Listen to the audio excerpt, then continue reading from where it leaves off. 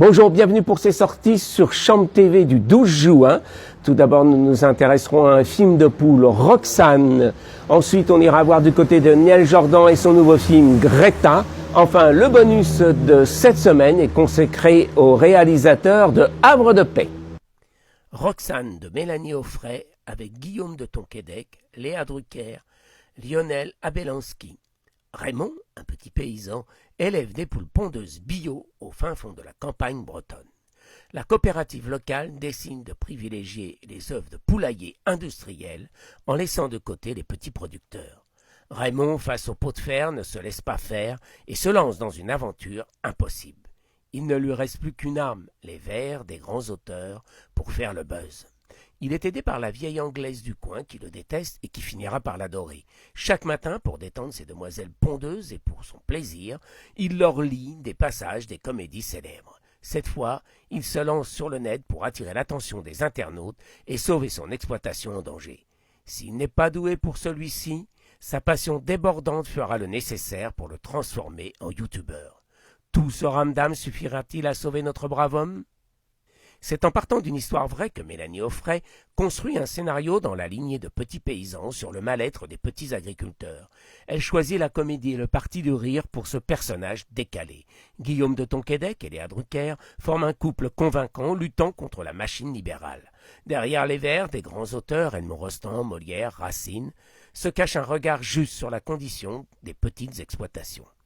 Pour ouvrir le champ de son discours, elle oppose ses exploitants amoureux de leur poulailler à l'industriel sans scrupules qu'incarne avec talent Michel Jonas.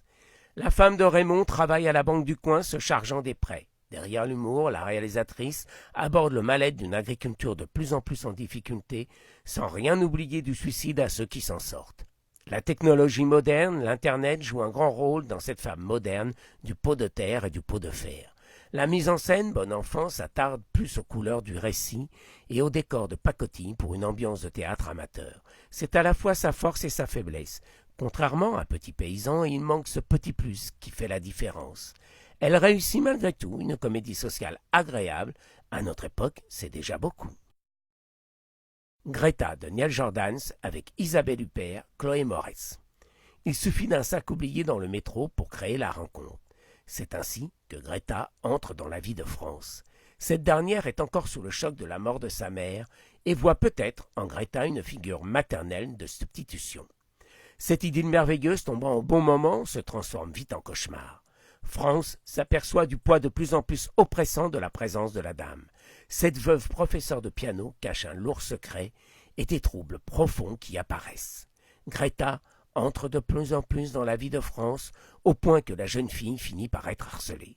Jusqu'où Greta est prête à aller pour arriver à ses fins, et lesquelles ?